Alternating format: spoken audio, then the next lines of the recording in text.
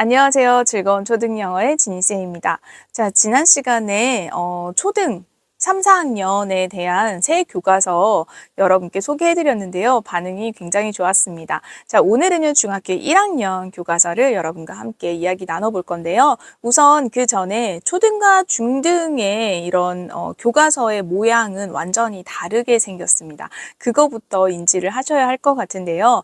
제가 말로 좀 설명을 드리면은 사실 이 편집자들도요, 교과서 편집자들도 초등을 하느냐, 중고등을 하느냐가 조금 달라요. 그래서 교사들도 초등교사와 중고등교사가 나누어져 있는 것처럼 교육과정이 조금 다르게 되어 있기 때문에 초등 선생님과 중고등 선생님이 조금 결이 다르죠. 마찬가지로 편집자도요, 이 교과서를 편집할 때 초등만 하신 분들은 계속 초등만 하시고요. 중고등 하신 분들은 계속 중고등만 하시거든요. 근데 저 같은 경우 좀 이력이 특이해요. 그래서 중고등을 저는 사실 더 오래 했고요. 그러다가 한 회사를 제가 좀 오래 다니다 보니까 초등을 할 기회가 생겼어요. 그래서 초등 교과서에 참여를 하게 된 운이 좋은 케이스예요. 그래서 초중고를 전부 다 해본 편집자가 많진 않아요. 네, 손에 꼽히는 정도거든요. 그래서 저는 운이 좋게도 네, 모두 다 경험을 해봤기 때문에 사실 중고등의 교과서 이야기도 여러분께 드릴 수가 있습니다. 그리고 저는 관련해서 네, 교재를 만들 때도 중고등까지 다 만들어 봤기 때문에 여러분께 초등부터 고등까지의 로드맵을 다 말씀드릴 수가 있는 상황입니다. 자, 우선 그래서 초등과 중등 왜 이렇게 다른가를 보면은요. 초등 같은 경우에는 아무래도 의사소통 중심으로 이루어져 있어요. 그래서 처음에 의사소통 기능문, 그러니까 대화문이죠. 대화문을 하나를 고르면 그 대화문으로 처음에 대화부터 시작을 해서 뒤에 이제 쓰기까지 전부 다 이 같은 맥락으로 쭉 연결이 돼서 학습을 하게 됩니다.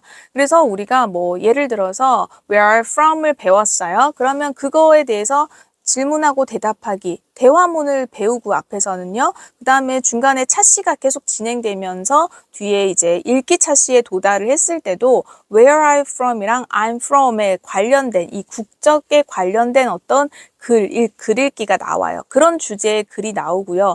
그 글을 읽고 관련된 라이팅을 또 하게 됩니다. 이런 식으로 다 유기적으로 연결이 되어 있어요. 그런데 중등으로 가면 이게 뚝 끊기게 돼요. 중등에서는 의사소통 기능문을 따로 선정을 해서 배우게 되면서 이거를 다이얼로그로 활용을 합니다. 우리가 중등에 가면 앞부분에서 처음에 말하기 듣기에 어떤 다이얼로그를 연습을 많이 하죠. 그런데 이제 관련해서 주제가 연결될 수도 있지만 대부분은 대주제는 같을 수 있지만 좀 세분화된 주제들은 좀 분리가 되는 경향이 있어요. 그래서 읽기 파트에 가면은 의사소통 기능문과 관련 없이 새로운 언어 형식이라는 거 하나 가져옵니다. 언어 형식이라고 하는 거는 쉽게 말씀드리면 grammar, 문법이라고 생각하시면 돼요. 그래서 문법 요소를 2개 정도를 아주 메인으로 가져옵니다. 그래서 그 메인이 되는 그 문법을 전체 글에다 잘 녹여서 지문을 하나 만들어요. 그리고 그 지문을 바탕으로 해서 글쓰기 또는 뭐 프로젝트 이런 식으로 연계가 됩니다. 그러니까 즉 우리가 의사소통과 그다음에 언어 형식이 좀 분리가 돼서 2가지 파트를 각각 배운다고 생각을 하시면 돼요. 그러니까 확장이 훨씬 더 많이 되는 거죠. 그래서 해야 될 영역도 훨씬 많고 공부량도 더 많아집니다. 그러니까 초등 6학년 때까지 배웠던 양과 중학교 1학년 때 들어와서 배우는 양이 거의 2배 정도 차이가 난다고 생각을 하시면 돼요. 그러니까 우리가 보는 거는 읽기 지문의 양만 보시지만 읽기 지문의 양을 벗어나서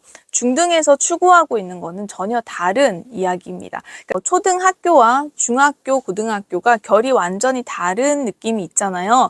마찬가지로 교과서도 그렇게 만들어져 있습니다. 그래서 단순히 지문의 길이라든지 그 다음에 뭐 문장의 뭐 복잡도 이런 것만으로는 해결되지 않는 2개의 학교 급 간의 교과서의 차이는 생각보다 큽니다. 그래서 우리가 초등에서 중등 넘어올 때 좀 적응하기가 쉽지 않아요. 그리고 우리가 문법적인 요소를 초등에 배우지 않았다고 하지만 사실 문장을 구성하는 것 자체가 문법이기 때문에 알게 모르게 문법을 배웠습니다. 그런데 그걸 명시적으로 단 한 번도 알려준 적이 없기 때문에 네, 아이들이 문법을 배웠다라고 인지를 못하는데요. 이게 중등에 가면 굉장히 명시적으로 그래머라는 페이지가 아예 아예 새로 생겨요. 그래서 그런 부분들에 있어서 좀 차이들이 생길 겁니다.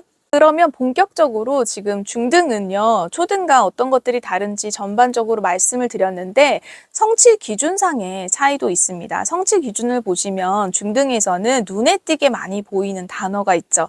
네, 맞습니다. 바로 추론이라는 단어가 새로 나옵니다. 중등에서는 초등과 달리 그냥 사실적인 것들, 그러니까 true인지 false인지를 구분해내는 것은 기본적으로 해야 되고요. 거기에다가 이 글이 갖고 있는 함축적인 의미까지 가져와서 추론을 할 수 있는 능력을 보는 것까지가 중등의 성취 기준에 해당합니다. 기존의 교육과정은요, 중학교 1학년, 2학년, 3학년이 각각 분리돼서 제시가 됐었는데 이번 교육과정부터는요 1, 2, 3학년이 다 합쳐져서 성취 기준을 제공을 했어요. 그래서 이거를 3년 동안 이 내용들이 들어가면 된다라는 의미로 이해하시면 될 것 같고요. 표현 영역에서도 마찬가지로 우리가 문단을 써야 되는 상황이 와요. 그러니까 문단을 쓰는데 기존에 초등 때 썼던 문단보다는 훨씬 더 길게 써야 되고요. 근데 마찬가지로 여기서도 예시문 없이 제시문 없이 그냥 쓰는 건 아니고요. 어떤 가이드가 되는 글이 있습니다. 근데 그 글을 제시를 해줄 때 초등보다는 훨씬 긴 형태로 제시를 해주게 됩니다.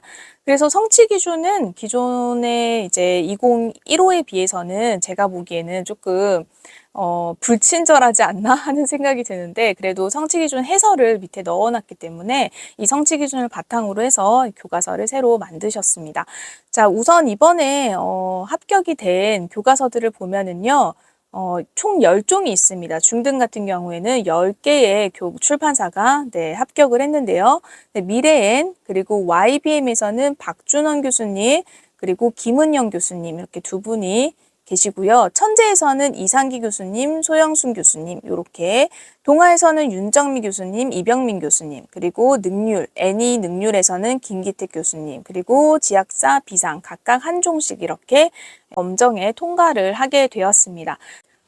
중등은 기존에 뭐 능률이라든지 이렇게 강좌들이 있었어요. 그런데 이번에는 지난번 교육과정부터도 여기 점유율이 좀 높았습니다. 동아에 그 이병민 교수님도 계시지만 윤정미 교수님 책이 채택이 많이 되고 있는 상황이에요. 자, 중등은요 마찬가지로 학교 홈페이지에 들어가서 확인하시면 되는데요. 중등 같은 경우에는 중학교 1학년 교과서만 올해 바뀐 거거든요. 그래서 내년부터 쓰게 되죠. 그러니까 지금 입학을 새로 할 친구들만 해당이 됩니다. 현재 6학년들, 현재 6학년들은 내년에 중학교 1학년에 입학을 하면 새 교과서로 바뀌게 되고요. 그러다 보니까 족보가 없어지는 단점이 있습니다. 기존의 선배들이 어떤 기출문제를 풀었었는지 이런 것들을 받을 수가 없다라는 게 조금 아쉬워요. 왜냐하면 영어 같은 경우는 본문이 다기 때문에 본문이 저작권이 다 걸려있는 부분들이 있어서 사실 본문 내용들을 바탕으로 어떤 식으로 문제를 냈는지가 기출문제를 분석하는 데 좀 도움이 되는데요. 지금 예비 중학생 같은 경우에는 기출문제가 없다는 거는 예비 고1도 마찬가지겠죠. 그런 기출문제가 없는 것이 조금 아쉬운 점이라고 할 수가 있습니다. 자, 그리고 제가 초등 때도 말씀을 드렸지만 전체적으로 난이도가 조금씩 올라갔어요. 사실 기존의 중학교 1학년 교과서는요. 1, 2단원은 생각보다 좀 쉬웠거든요. 쉽게 접근할 수 있게 했는데 그 1, 2단원마저도 사실 이번 교육과정에서는 대체로 문장의 길이들이 조금씩 다 늘어났어요. 그래서 아주 기하급수적으로 어려워졌다 이런 느낌은 못 받으시겠지만 전체적으로 1, 2단원의 길이가 좀 늘어났다는 건 뒷단원으로 갈수록 그 길이가 더 늘어난다라는 것을 예상할 수가 있고요. 2, 3학년 교과서도 마찬가지로 어렵게 되겠다라는 것들을 예상하실 수가 있습니다. 어떤 혹자들은 이거를 렉사일이나 AR 지수로 변환해서 말씀을 하시는데요. 사실 그거는 제가 교과서를 만든 사람 입장에서 말씀을 드리면은요. 중등까지는 렉사일을 확인하고 교과서를 만들지는 않습니다.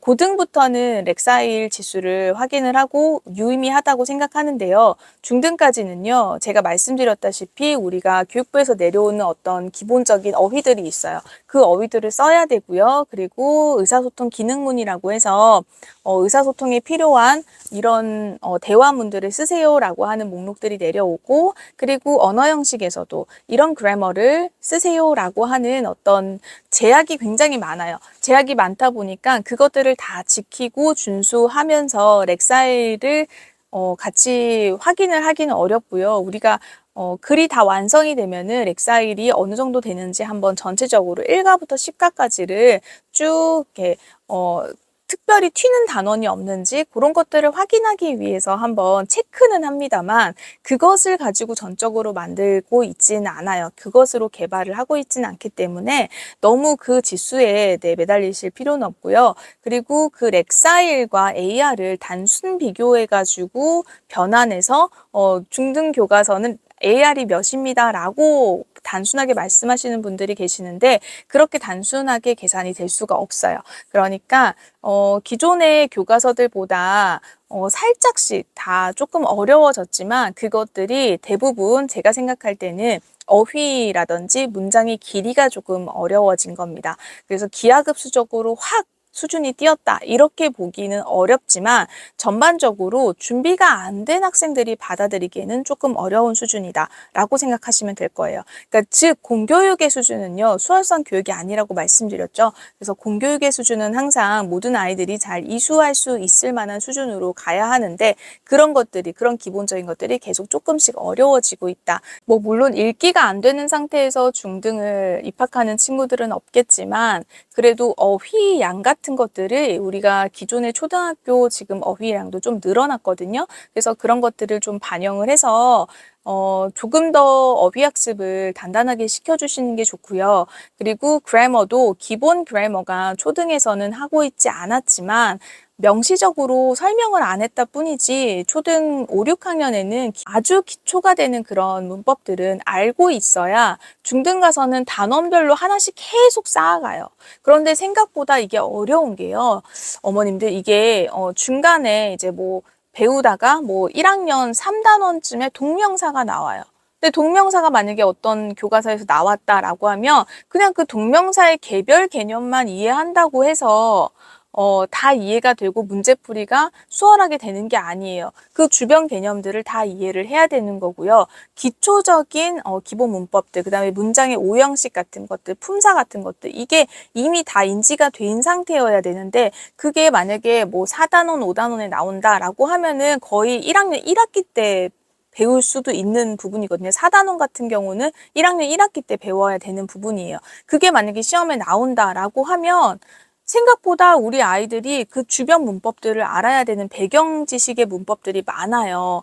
그래서 어렵게 나오는 학교다라고 하면 훨씬 더 미리부터 문법은 준비를 하셔야 돼요. 그래서 제가 중등 전에 이렇게 준비하셔야 된다라고 말씀드리는 게 그냥 사교육 기준에서 말씀드리는 게 아니에요. 공교육의 기준에서도요, 성취 기준이 꽤 높습니다. 그래서 어머님들 꼭 준비하시고 가셔야 되고요. 우리 이번에 중학교 1학년 되는 6학년들 조금 더 준비를 하셔야 될 것 같고요. 그리고 만약에 준비를 못 하신 분들은 이번 겨울방학 통해서 문법 좀 보강하셨으면 좋겠어요. 제가 다음번에 문법책 어떤 것들 하면 좋은지도 한번 소개해 드리도록 하겠습니다. 자, 그러면 전체적으로 제가 봤을 때 교과서의 어떤 퀄리티는 점점점 좋아지고 있고요. 그리고 난이도 같이 올라가고 있다. 이번에 중학교 1학년 교과서만 봐서는 사실 명확하게 알 수는 없어요. 근데 2, 3학년 교과서를 조금 추론해 본다면 지금보다 조금 어려워질 것이다라는 것을 추론할 수가 있고요.